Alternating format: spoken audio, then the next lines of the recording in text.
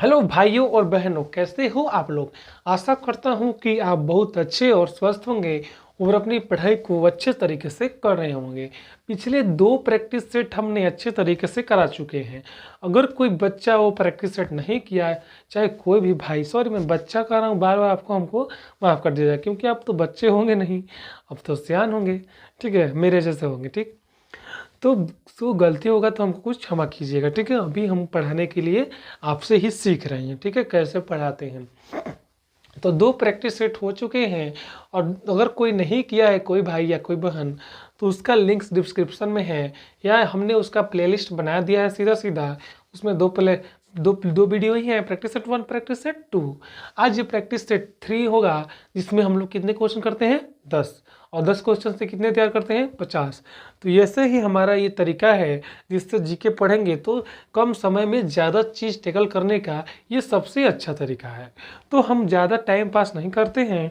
Question आपके screen पर आ जाएगा, और नीचे क्वेश्चन आएगा, आपको वो क्वेश्चन नोट करके वैसे ही और जैसे मैं लिखूंगा उसी प्रकार कॉपी में नोट करना है, प्रॉपर नोट्स बनाते हुए। ठीक है, तो चलते हैं। पहला क्वेश्चन आया होगा, मगध की राजधानी कहाँ है। वेरी इजी क्वेश्चन है, मगध की राजधानी कहाँ है। तो इसका राइट आंसर हो जाएगा, मगध की राजधानी कहाँ है, राजगिरी। मगध की राजधानी कहाँ है, राजगिरी। अब ये जो है बहुत पुराना राज्य राजधानी है, जो कि आपको याद होना चाहिए। अब इसी प्रकार मगध का हो गया, तो बता दीजिए कौशल, कौशल का कहाँ है, कौशल की राजधानी कहाँ है। ठीक है, मथुरा, सूरसेन की राजधानी क्या है, मथुरा की राजधानी कहाँ है, मथुरा की राजधानी कहाँ है, आप बता दीजिए। अश्मक, अश्मक की राजधानी कहाँ है। ठीक है, अश्मक की राजधानी कहाँ है। कौशल हो गया, मथुरा हो गया। अब कौशल का राजधानी कहाँ है, श्रावस्ती। कहाँ है, श्रावस्ती है। मथुरा की राजधानी कहाँ है, मथुरा की राजधानी है सूरसेन। और अश्मक की राजधानी जो है पैठान है, या पोटली कह सकते हैं हम लोग।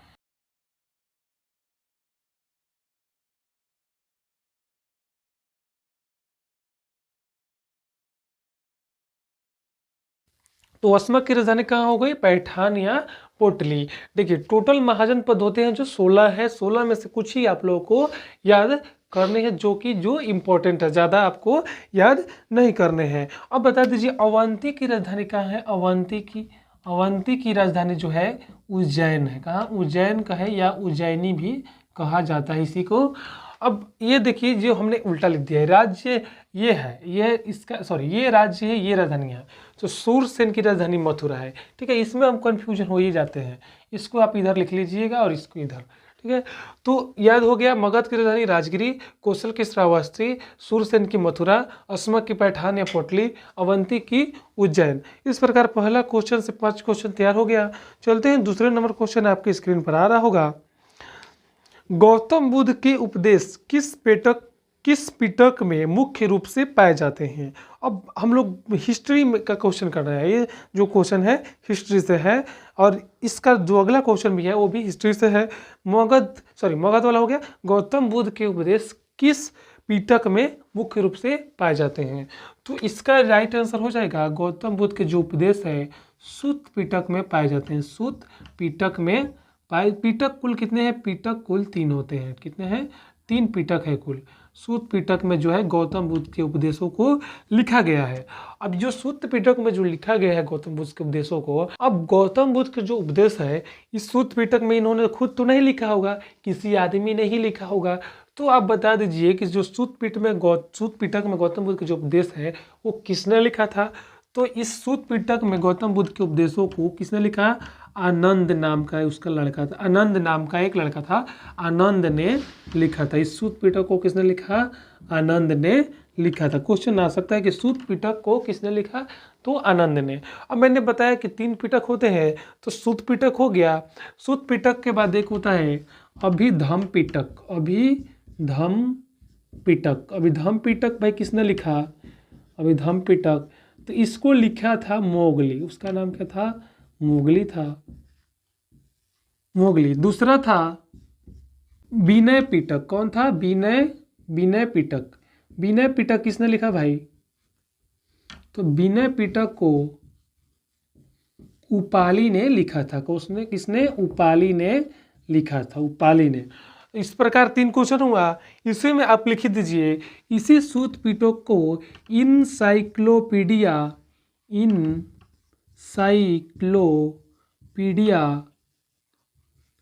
ऑफ बौद्ध धर्म भी कहते हैं। इसी सूत पिटक को क्या कहते हैं?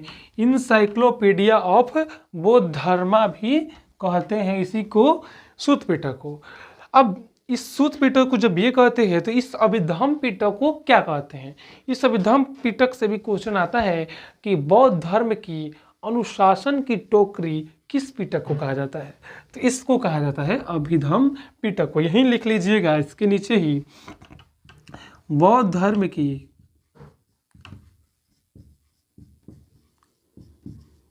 अनुशासन की टोकरी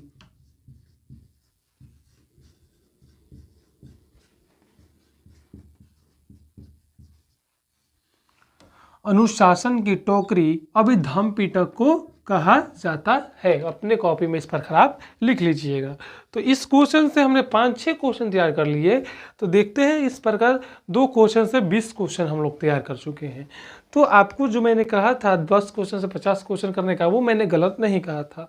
तो दूसरा क्वेश्चन भी हो गया। तीसरा नंबर क्वेश्चन आपके स्क्रीन पर आ रहा होगा। तीसरा क्वेश्चन है, हमारा राष्ट्रगान जन गण मन किस भाषा से अपनाया गया है? बहुत अच्छा क्वेश्चन है, और ये क्वेश्चन जो है, क्वेश्चन बहुत इंपॉर्टेंट है, और ये क्वेश्चन आ चुका है 3-4 बार। तो जो है हमारा राष्ट्रगान जो है जन गण मन किस भाषा से अपनाया गया है? तो आप लिख लीजिएगा, इसका आंसर जो है, इसको अपनाया गया था बांग्ला भाषा से। कहाँ से? बांग्ला भाषा, यानी बांग्लादेश की भाषा से, बांग्ला भाषा से। तो इससे संबंधित कुछ और बातें जान लेते हैं। इस जन गण मन को सबसे पहले कब गाया गया था? सबसे पहले इस जन गण मन को कब गाया गया था? तो इसको सबसे पहले 27 दिसंबर 1911 को गाया गया था। अब तो ये हो गया, गाया गया था सबसे पहली बार गाया गया था। अब ये तो गाने के बात हो गया, तो लिखा किसने था? ये तो इजी क्वेश्चन है कि जन गण मन जो हमारा राष्ट्रगान है, रविंद्रनाथ टैगोर ने लिखा था। रविंद्रनाथ टैगोर ने। ये भी इजी क्वेश्चन था। अब बता दीजिए, जन गण मन गाने में अधिकतम समय, अधिकतम नहीं, नेट उतना ही समय कितना लगता है भाई? तो सबको मालूम है 52 सेकेंड लगते हैं। अब जो ये गाय था, जो ये आदमी या जो महिला थी, इनका नाम क्या था? जो 27 दिसंबर को गाई थी, इनका नाम क्या था? तो इनका नाम था, जो गाने वाली थी, सरला देवी चौधरानी, इनका नाम था, जिन्होंने ये गाया था, चौधरानी। अब ये कौन थी? ये सरला देवी चौधरानी जो थी, ये इन्हीं की भतीजी थी, यानी कि रविंद्रनाथ टैगोर की क्या थी? वो टैगोर की भतीजी थी। ये क्वेश्चन तो नहीं आएगा, लेकिन आपको मालूम होना चाहिए, भतीजी थी ये सरला देवी चौधरानी जो है, इनकी ही भतीजी थी। अब ये कहाँ पर गाया गया था भाई? उस समय क्या हो रहा था? तो उस समय जो है ये गाया गया था, कलकत्ता अधिवेशन हो रहा था, यानी कि कुछ उसी में भाषण हो रहा होगा कलकत्ता अधिवेशन के समय। अब इस कलकत्ता अधिवेशन में उस समय अध्यक्ष कौन थे? क्वेश्चन आ सकता है कि कलकत्ता अधिवेशन के समय अध्यक्ष कौन थे? अध्यक्ष यानी कि जो 1911 के कलकत्ता अधिवेशन में अध्यक्ष कौन थे? क्वेश्चन इस प्रकार आ सकता है। तो इसका राइट आंसर हो जाएगा पंडित विशन नारायण धर थे। पंडित विशन नारायण धर थे इसके अध्यक्ष। अब आप बता दीजिए, जो इस जन गण मन का हिंदी और उर्दू में जो ट्रांसलेशन या रूपांतरण का है वो किसने किया था। तो इस जन गण मन का हिंदी या उर्दू रूपांतरण या ट्रांसलेशन किसने किया था? आबिद अली ने किया था। आबिद अली ने किया था इसका हिंदी या उर्दू में रूपांतरण। अब क्वेश्चन आता है कि सबसे पहली बार इसको कहाँ देखा गया था? जो ये जन गण मन है सबसे पहली बार किस पत्रिका में देखा गया था? तो क्वेश्चन आया सबसे पहली बार कब प्रकाशित हुई थी? सबसे पहली बार जन गण मन माने कि जब यहाँ से ये गीत गाया गया तो उस समय ये तो राष्ट्रीय गान नहीं था। तो ये जब सबसे पहले जो प्रकाशित हुई किस बुक या किस न्यूज़पेपर या किस पत्रिका में प्रकाशित हुई? तो प्रकाशित हुई थी सबसे पहले 1912 में।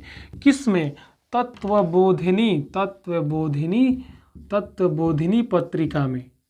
तत्वबोधिनी पत्रिका में। और उस समय इसका टाइटल क्या था? तत्वबोधिनी पत्रिका में प्रकाशित हुई थी। टाइटल क्या था इसका? टाइटल था भारत भाग्य विधाता। भारत भाग्य विधाता। ठीक है, इतना क्वेश्चन आपने समझ लिया इसमें। अब इसी को इंग्लिश में ट्रांसलेशन किसने किया था? इस जन गण मन को इंग्लिश ट्रांसलेशन भी किया गया था। तो वो किसने किया था? हाँ, तो वो जो किए थे इंग्लिश ट्रांसलेशन, इंग्लिश में कन्वर्ट, वो किए थे रविंद्रनाथ ही किए थे। रविंद्रनाथ टैगोर ने ही इंग्लिश में इसको किया था। अब रविंद्रनाथ टैगोर जब इंग्लिश में किए थे, इंग्लिश का नाम दिए होंगे कुछ इंग्लिश में, तो इसका इंग्लिश नाम था the morning song of India. The morning song of India. इस प्रकार हमने इतना सारा एक क्वेश्चन से निकाल चुके हैं। अब आप सबको ऐसे ही नोट कर लेना है। नोट करके चलते हैं, नेक्स्ट क्वेश्चन आपकी स्क्रीन पर आ रहा होगा। स्क्रीन पर आने से पहले थोड़ा सा एक बार रिवीजन करवा देते हैं, ठीक है। क्वेश्चन क्या था? जन गण मन किस भाषा से लिया गया था? बांग्लादेश भाषा, बांग्ला भाषा से। जन गण मन 27 दिसंबर सबसे पहले 27 दिसंबर 1911 को सबसे पहली बार गाया गया था। किसने गाया? सरला देवी चौधरानी ने। ये कौन थी? रविंद्रनाथ टैगोर की भतीजी थी। इसको किसने लिखा था? रविंद्रनाथ टैगोर ने। इसकी अवधि कितनी है? 52 सेकंड। जो क्या है इसकी अवधि है 52 सेकंड, इसका टाइम ड्यूरेशन है। हिंदी और उर्दू रूपांतरण आबिद अली ने किया था। और प्रकाशित सबसे पहले कब हुई थी? 1912 में ये जन गण मन प्रकाशित हुआ। किस पत्रिका में? तत्वबोधिनी पत्रिका में। टाइटल क्या था? भारत भाग्य विधाता। उस समय के अध्यक्ष कौन थे? कलकत्ता अधिवेशन के पंडित विभीषण नारायण धर थे। इंग्लिश कन्वर्जन किसने किया था? रविंद्रनाथ टैगोर ने। इसके इंग्लिश का नाम क्या था? The morning song of India. चलते हैं नेक्स्ट क्वेश्चन पे। लिपुलेख दर्रा किस राज्य में है? अब आते हैं हम लोग जियोग्राफी में। लिपुलेख दर्रा जो है, लिपुलेख दर्रा ये किस राज्य में है? तो ये है हमारा उत्तराखंड में। कहाँ है? उत्तराखंड में। अब उत्तराखंड में और कौन कौन से हैं? माना दर्रा, नीति दर्रा। ये दोनों कहाँ हैं? ये दोनों भी उत्तराखंड में ही आपको देखने को मिलेंगे। ये दोनों कहाँ मिलेंगे? माना दर्रा और नीति दर्रा भी उत्तराखंड में। अब बता दीजिए कश्मीर में कौन कौन से दर्रे हैं? कश्मीर के दर्रे को पढ़ लीजिए है। पीर पंजाल दर्रा, बनिहाल दर्रा और जोजिला। ये तीनों कहाँ हैं? ये तीनों भी कश्मीर में ही है। अब इस तीनों को क्वेश्चन बन सकता है कि जोजिला दर्रा कहाँ है? तो कश्मीर में। अब इसी प्रकार हिमाचल प्रदेश में भी जान लेते हैं। हिमाचल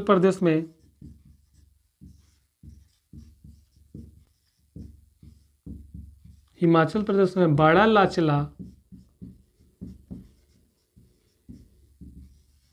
रोहतांग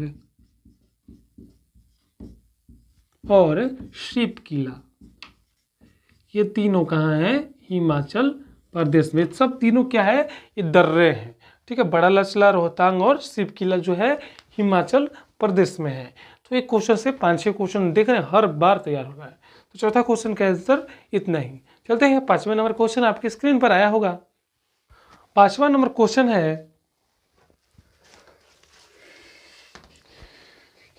कि पश्चिमी घाट की सबसे ऊंची चोटी कौन है। तो क्वेश्चन का इसका आंसर है जो राइट आंसर, पश्चिमी घाट की सबसे ऊंची चोटी कौन है। तो ये जो है पश्चिमी घाट की सबसे ऊंची चोटी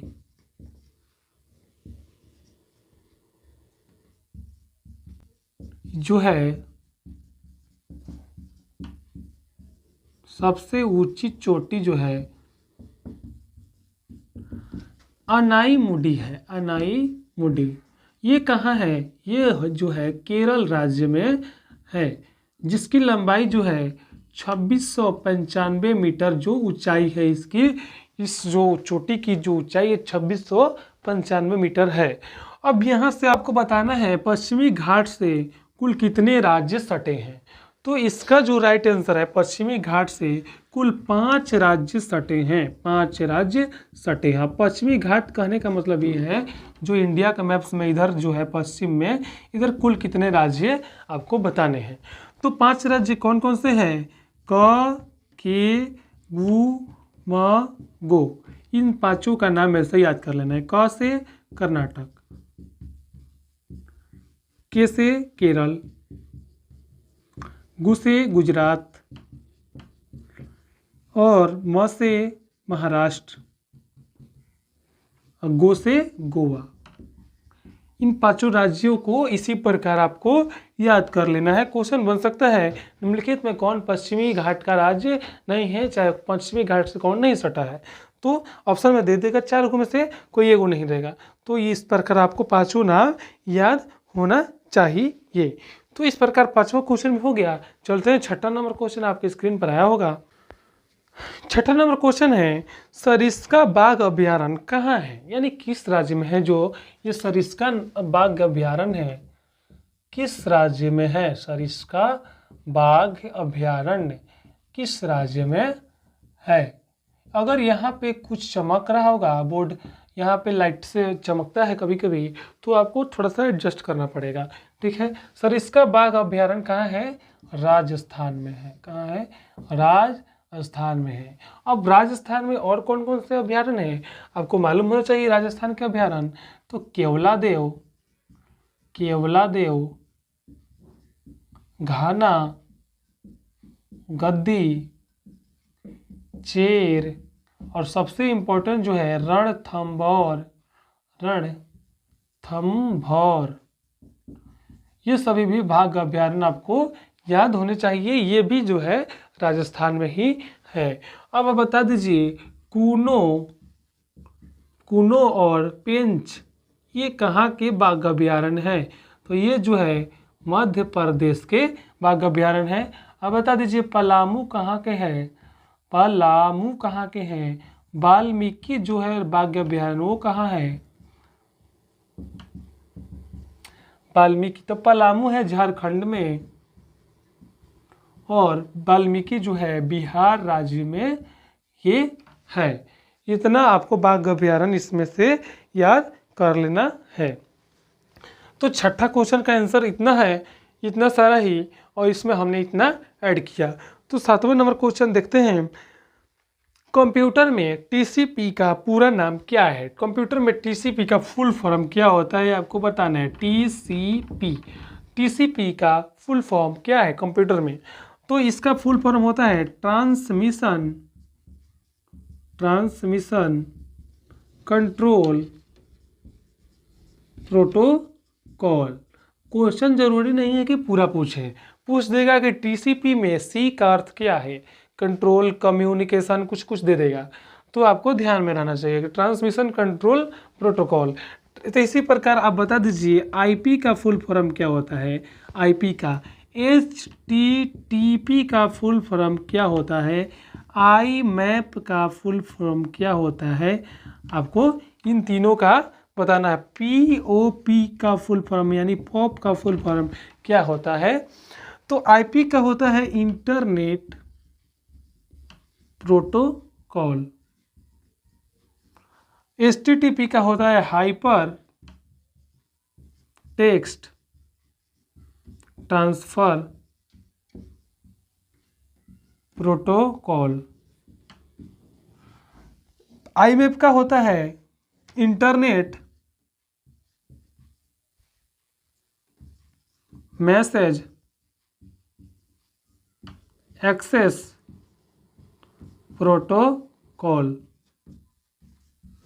और पीओपी का होता है post office protocol.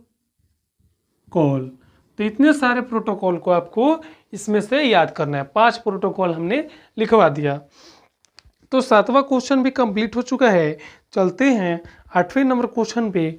8वें number question है, भारत का पहला बैंक कौन था जो भारतीय द्वारा संचालित था? यानी कि भारत का फर्स्ट बैंक कौन था जो इंडियन द्वारा बनाया गया था या संचालित किया गया था? तो इस 8वें का राइट आंसर हो जाएगा अवध वाणिज्यिक बैंक।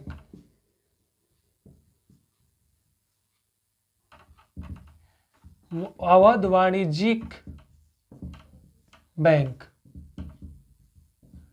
शायद इस पे भी इसे दीर्घिकार होता है। अवध वाणिज्यिक बैंक जो है, जो कहा था भारत का पहला संचालित बैंक, इसे ही कहा गया था।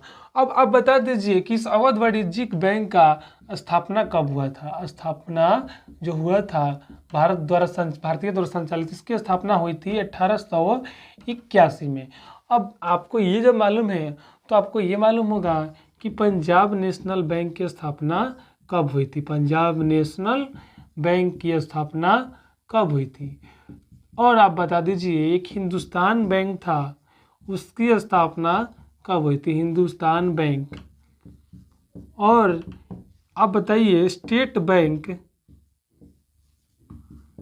बैंक का राष्ट्रीयकरण कब हुआ था?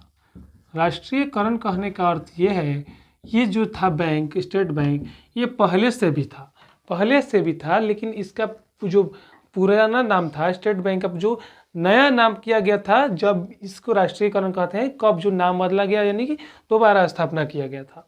तो पंजाब नेशनल बैंक की स्थापना हुई थी 1894 में और हिंदुस्तान बैंक की स्थापना 1770 में। अब ये देखिए इसका पिछला भी ये है, ये सबसे पीछे का ये है, लेकिन ये हिंदुस्तान में भारतीयों द्वारा संचालित नहीं था हिंदुस्तान बैंक। अब स्टेट बैंक का जो राष्ट्रीयकरण हुआ था 1 जुलाई 1955 को इसका राष्ट्रीयकरण हुआ था और ये 3 बैंकों से मिलकर बना था। लेकिन इससे पहले इसका नाम क्या था? इससे पहले 1 जुलाई 1955 से पहले इसका नाम था imperial bank of India. Imperial bank इसका पुराना नाम था। तो क्वेश्चन आ सकता है कि स्टेट बैंक का पुराना नाम क्या है? तो इंपीरियल बैंक ऑफ इंडिया पुराना नाम है। इसी प्रकार आपको नोट करना है, नोट्स बनाना है। 5 या 6 क्वेश्चन हर क्वेश्चन से तैयार कर लेना है। चलते हैं 8वें नंबर क्वेश्चन भी हो गया कंप्लीट। चलते हैं 9 नंबर क्वेश्चन आपके स्क्रीन पर आया होगा। हरेली त्यौहार किस राज्य में मनाया जाता है? हरेली त्यौहार जो है, देखिए जो फेस्टिवल है ना, आर्ट एंड फेस्टिवल से बहुत क्वेश्चन आते हैं, तो इसलिए इसमें से हम ज़्यादा क्वेश्चन ला रहे हैं। हरेली त्यौहार जो है किस राज्य में मनाया जाता है? तो आपको इसका हरेली त्यौहार का आंसर हो जाएगा छत्तीसगढ़। कहाँ मनाया जाता है? छत्तीसगढ़ में मनाया जाता है। तो छत्तीसगढ़ में और कौन कौन से त्यौहार मनाए जाते हैं? तो आपको याद रखना है छेरछेरा, पोरा, भोजली, ये तीनों त्यौहार भी छत्तीसगढ़ भी मनाए जाते हैं। ये तीनों भी छेरछेरा, पोरा, भोजली, ये तीनों छत्तीसगढ़ में ही मनाए जाते हैं। अब देखिए छत्तीसगढ़ में जब ये हो गया तो एक हरेली हो गया, तो एक हरेला होता है। हरेला ये किस राज्य में मनाया जाता है? तो ये मनाया जाता है उत्तराखंड में। अब कन्फ्यूजन हो जाता है कभी कभी कि हरेली और हरेला, ये दोनों कभी कभी कन्फ्यूजन होता है, कौन छत्तीसगढ़ में कौन उत्तराखंड में। तो यहाँ ध्यान रखिए, यहाँ हरेली में ली है, यहाँ छत्तीसगढ़ में भी ती है, यहाँ उत्तराखंड में ला है, यहाँ पे रा है। यानी कि इसमें दीर्घिकार नहीं है, नहीं इसमें है, इसमें है तो इसमें भी है। इससे आपको कन्फ्यूज नहीं होना है। हरेला कहाँ का है? उत्तराखंड का, आपको ध्यान में रखना है। तो जब उत्तराखंड का आप जान गए तो बता दीजिए पंजाब का क्या क्या है? पंजाब का कौन कौन सा है? तो पंजाब का है होला मोहल्ला, इस त्यौहार का नाम है होला मोहल्ला। और बैसाखी जो है कहाँ का है? पंजाब का। ये दोनों जो है पंजाब के त्यौहार हैं। तो इस प्रकार 9 क्वेश्चन भी तैयार हो चुका है। इस वीडियो में हम लोग 9 क्वेश्चन ही करेंगे क्योंकि 10वां क्वेश्चन हमने तैयार अभी नहीं किया है। तो वीडियो आपको कैसे लगे कमेंट में ज़रूर बताइएगा और क्लास को लाइक और शेयर जरूर कीजिए। मिलते हैं नेक्स्ट वीडियो में यानी नेक्स्ट क्लास में, तब तक के लिए थैंक यू।